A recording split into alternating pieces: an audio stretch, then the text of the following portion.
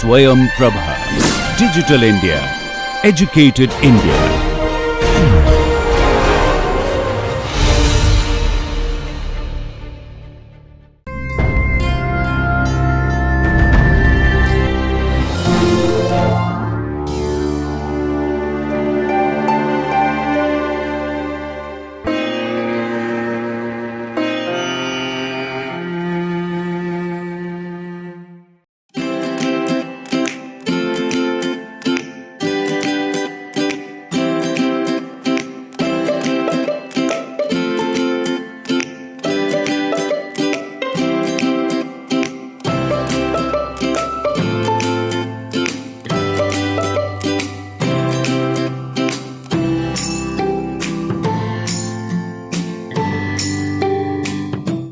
Welcome to my course Non-Metallic Materials, and we are in module number 9, characterization of structure, composition and microstructure of non-metallic materials. And this is lecture number 46, Introduction to Spectroscopic Technique, and particularly we will be talking about the UV visible spectroscopy. So, first I will introduce the principles of spectroscopic techniques, and then some details about UV absorption and Beer-Lambert law. Then we will talk about possible electron transitions in solids and application of UV visible spectroscopy, not an exhaustive one, but certain important things applicable to non-metallic materials will be covered, and UV visible spectrometer, what is therein, that will be introduced. Now, the data that you generate out of the UV visible spectrometer, in a separate class I have taught that how to get meaningful information just for a simple transmittance versus lambda data in the optical visible wavelength and the reflectance data altogether. You can calculate the refractive index, extinction coefficient as a function of lambda. You can calculate the band gap of the material. You can calculate the porosity of the material. You can very precisely calculate the thickness. So, in a separate chapter, we have analyzed that how to make use of this type of data, what you get out of a UV visible spectrometer. So, you know that all spectroscopic technique, not everything I will be covering in this course, but some of the spectroscopic technique like UV visible, like infrared, X-ray photoelectron spectroscopy, Raman spectroscopy to some extent will be covered in this course. So, all spectroscopic technique they work on a basic principle that under certain condition the materials are capable of absorbing or emitting energy. So, the spectra, so called spectra, is a plot of intensity of absorption or emission plotted usually in the y axis as a function of energy. So, energy axis is defined in terms of frequency, which is denoted as f, or wavelength lambda of the electromagnetic radiation you are talking about. You may recall the relation E equal to h into f, where f is the frequency, h is the Planck's constant. So, f is replaced by c by lambda. C is the velocity of the electromagnetic radiation, f is the frequency, lambda is the wavelength. Sometimes 1 by lambda is also used, then we call this is a wave number. So, at low frequency, long wavelength associated with the energy change are small. It is much less than 1 joule per mole. But this energy is sufficient to cause the reversal of the spin, either nuclei or the electrons in an applied magnetic field, because this is basically an electromagnetic radiation. So, the nuclear magnetic resonance, for example, which is NMR, I will not be covering it in this course. that operates in the radio wave region, typically 100 megahertz, and detect the change of the nuclear spin state, which is so important for the polymer synthesis. People who synthesize polymer, it is very important. At higher frequency and shorter wavelength, the amount of associated energy increases, and vibrational motion of the atom and molecules of solids may alter by absorption or emission of the infrared. So, we will talk about the infrared spectroscopy in my next lecture. At still higher frequency, if you go, electronic transition involves outer valence state associated energy, which is usually lies in the visible or ultraviolet regions. So, today's topic is based on that. UV visible spectroscopy. For inertial transition, much larger energy is involved, that is in X-ray region. So, we talk about X-ray photoelectron spectroscopy as a part of another lecture. So, first let us have a look of UV absorption, and first consider a monochromatic X-ray, monochromatic UV light. Intensity is I0, that is passes through a solution. So, you have a cuvette here and it is filled with a solution. So, the optical transmittance is defined as T. So, the T is the intensity, whatever you are getting with respect to the intensity that is incident, I by I0. Now, if you consider the absorbance, so absorbance is log of I0 by I. So, it is log of 1 by T. So, the Beer-Lambert's law that says that the absorbance is directly proportional to the path length. So, where from it is passing, this path length, and the concentration of the solution, this solute concentration in the solution, which are basically the absorbing species which leads to this absorption, so that the transmittance goes down. And here this term epsilon is the molar extinction coefficient, and from this relation you can see the dimension is L mole per centimeter. So, this relation, this A equal to epsilon into L into C, this is valid when the concentration is low. So, this is a linear relationship. You plot A versus C, it is a linear relationship, and from the slope you can, if you know the value of L, from the slope you can calculate the value of epsilon. So, it is only valid at the lower concentration of the solute. Let us take an example. So, we have taken a typical dye, a fluorescent dye, and which is dissolved in cyclohexane. The dye name is phenanthrene. It is a fluorescent dye dissolved in cyclohexane, and it absorbs UV at monochromatic UV at 357 nanometer. So, the absorbance is measured as shown in the table. So, concentration versus absorbance. So, you have this table. The path length is given as 1 centimeter, the value of L. Now, you will have to determine the molar extinction coefficient, sometimes it is called molar absorptivity, and also you will have to comment on the Beer-Lambert law.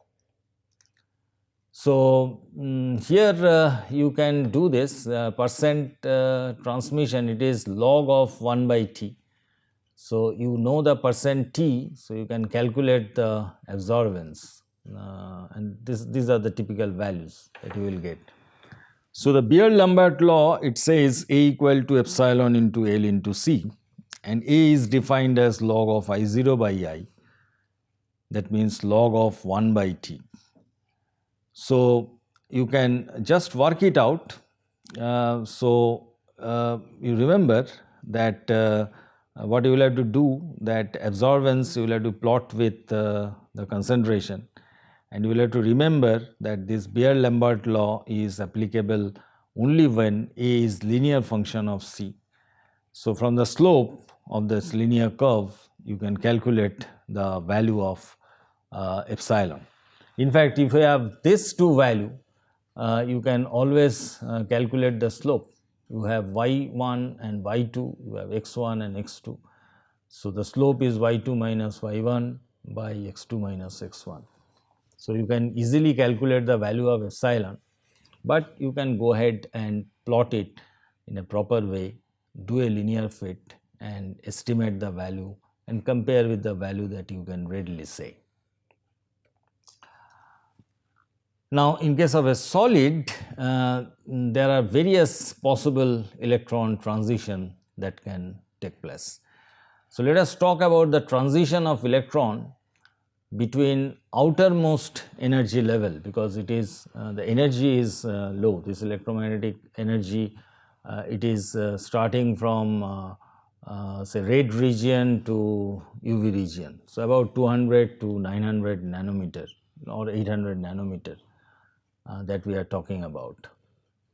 So, this associated energy, if you can calculate, this is about 100 to 10 to the power 2 to 10 to the power 3 kilojoule per mole, and that is why it is IR through visible till UV. So, this kind of transition often, as I also described earlier, it is related to color. So, we can consider A and B, A may be a cation and B may be an anion and vice versa. So, inner electron shells are localized, as you can see, these are all localized shell, and outermost shell they may overlap. So, to form a delocalized band of energy. So, first let us take a look of this A transition. So, it is localized on one atom to the localized band of the same atom. So, this kind of transition I am talking about. Here also it is possible from this atom to the same localized atom. So, various possibilities are there. It could be a DD or FF kind of transition in case of transition metal cation is involved. It could be a outer shell transition in case of heavy metal, say for example 6S, 6P, that type of transition could be there. Transition associated with defects, color center in alkali halides, that also gives this A type of transition. Or a practical application, silver in the photochromic glass, you know that when UV is absorbed, then you get a darkening in the photochromic glass. So, that is nothing but precipitation of colloidal silver, and once UV is gone, then again it is transparent. So, those kind of electronic transition which occur in the reduced silver ion, these are the specific example of this type of transition. Second is this B type, promotion of an electron from a localized orbital on one atom to a higher energy level, but still localized orbital on the adjacent atom. So, this absorption band is known as charge transfer spectra. Now, an electron is transferred say from oxygen in this chromate radical CrO4 to the central chromium atom, and it leads to a very bright yellow color. So, this kind of transition is also possible from here to here. Third one is the promotion of the electron from a localized orbital on one atom to a delocalized energy band, there is a conduction band. In many solid, the energy for such transition is very high, but for certain photoconductive material like chalcogenide, it occurs in the visible or ultraviolet region. Otherwise, in many of these so-called ceramics, you do not have this much energy. So, in the UV visible region, this energy is not sufficient. And finally, it is a band to band transition, promotion of electron from one valence band to the conduction band. A typical semiconductor has a band gap say at 1 electron volt. So, 96 kilojoule per mole. So, that is in between visible and UV region. So, this type of transition that is possible in a solid state material. Now, one can apply this absorbance spectra.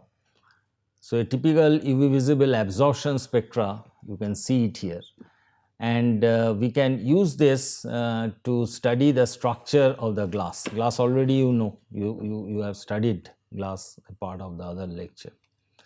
So, here we are seeing that there is an intense absorption which could be C type or D type, whatever I shown earlier. So, this is in the UV region, and the broad peak here, this absorption, is a hypothetical material that is associated to either A or B type of transition which we talked about. So, the application that is associated with the local structure of the material, position of this absorption bands are sensitive to the coordination environment and the bond length. So, this feature is actually used in order to understand the structure of the glass. So, transition metal compound, they are often added in the glass batch for the coloration effect, right. So, for different types of color, if you want to have within the glass, you add it, the transition metal oxides. So, this DD spectra of the transition metal ions are recorded. Additionally, heavy metal cation like tellurium or lead, they are also added in glass batch.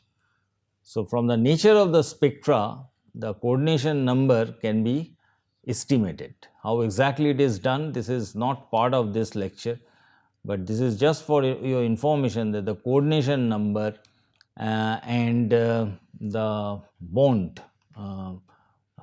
distance, short bond distance, that can be gotten from this absorption peak.